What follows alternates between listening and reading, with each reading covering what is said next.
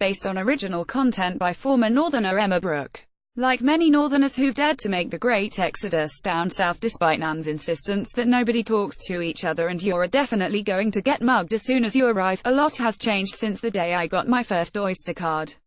Whereas once I thought everyone sounded like Hugh Grant and was astonished that people would consider paying more than £3 a pint, these days the family laugh at me for having a posh accent and calling it dinner instead of tea. God forbid I ever start referring to it as supper. Whether I like it or not, I have become a Londoner. And while most days I'm happy to drink craft beer and mooch around the latest pop-up boutique, occasionally, the urge creeps in to sit in front of Corrie with a brew and something that consists predominantly of carbs and beef dripping. And so, my quest began to acquire the finest delicacies the North has to offer, in London. Eccles Cakes. Eccles Cakes. They're from somewhere up north, aren't they? Yes, my friend, they are. A Greater Manchester town called Eccles in fact. Since the mid-18th century, the people of Eccles have been making these buttery, sweet currant cakes in order to make our 11s extra special. Sourdough specialist E5 Bakehouse boasts a stunning cafe and coffee shop by London Fields, and Eccles Cakes are just one of the baked treats on offer. All goods are organic, handmade and use locally sourced ingredients, so you can be sure of their proper northern status. Or, for a more refined experience, head over to St John in Smithfield, where you can enjoy them at the bar or as a delectable dessert with a slice of good old Lancashire cheese.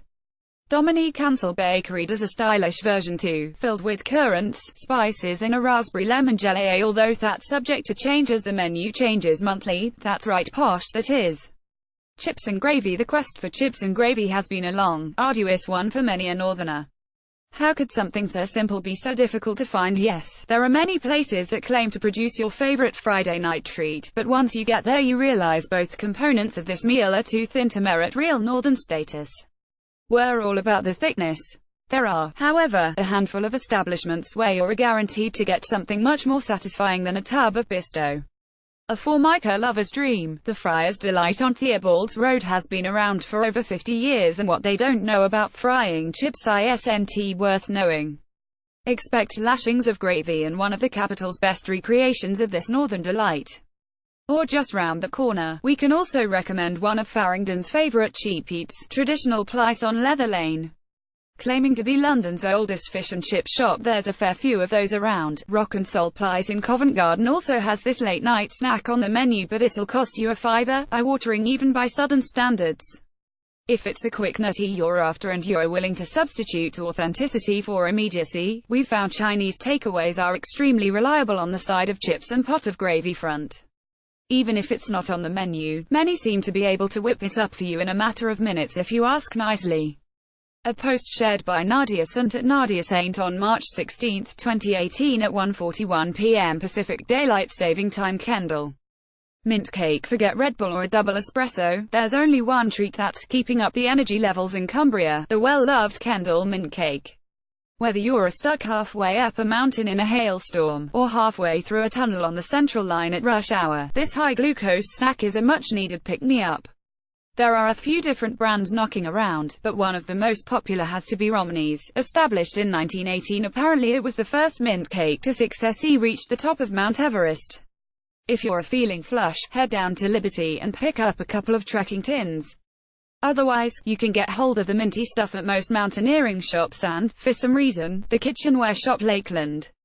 Peas pudding. Traditionally a northeast dish, peas pudding is affectionately known as Geordie hummus and the perfect comfort food to enjoy with a nice, warm stotty. Back in the day, it was adopted by London's East Enders would enjoy it with faggots or a yummy Savoy sausage. These days, gentrification has taken hold, and you're more likely to find it in some of the city's more upmarket eateries.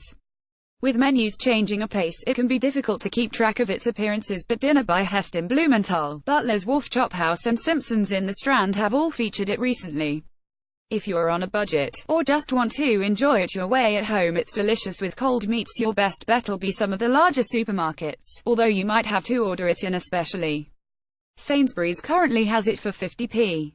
A post shared by David Fortune at Rivalius 13 on March 3, 2018 at 4:26 a.m. Pacific Standard Time. Black pudding. Now here's one that most of you will already recognize. Black pudding has seen a bit of a revival lately and can be found on the brunch menu of many a gastropub. While many Southerners will still wince when you reveal the ingredients, for or say English just isn't the same without it. Black pudding's origins are dubious, but one of the strongest and well-supported claims comes from Berry. Team it with bacon, eggs, plus bubble and squeak at Maria's Market Cafe in Borough Market. Hearty fare at decent prices from a family-run joint. Best washed down with this strong cuppa. If a gastro brunch isn't your thing, Greasy Spoons are another likely black pudding provider. They're all over the capital, but our recommendation for a first-rate fry-up is at Grade D-listed Cafe Pellicci in Bethnal Green. Beef dripping. Forget goose fat. Everyone knows that any kind of potato-based accompaniment tastes a million times better when it's covered in beef dripping, even if it is sending you to an early grave. Northfield Farm in Borough and Broadway Market sells great big tubs of the stuff for you to experiment with at home. If you want it delivered hot straight to your mouth, the chipping forecast in Notting Hill continues to do things right with beef dripping fried treats as standard, although other oils are available on request. The Quality Chop House in Farringdon goes one step further and makes its own dripping in-house, serving it soaked into toast with a mint and watercress topping. Finally, it should come as no surprise that Meathead Hawksmoor serve beef dripping fries as a side at most London outlets.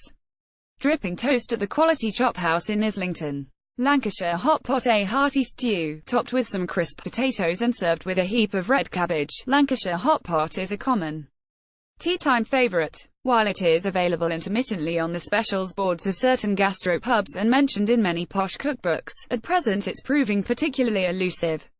Alas, even Twitter was unable to help. However, keep an eye out at your local after Christmas roast is over and you might just be fortunate enough to get your hands on the perfect winter staple. Words by Emma Brooke and Ruth Hargreaves, chip picture by Chris Butchart. Last updated the 24th of July 2018.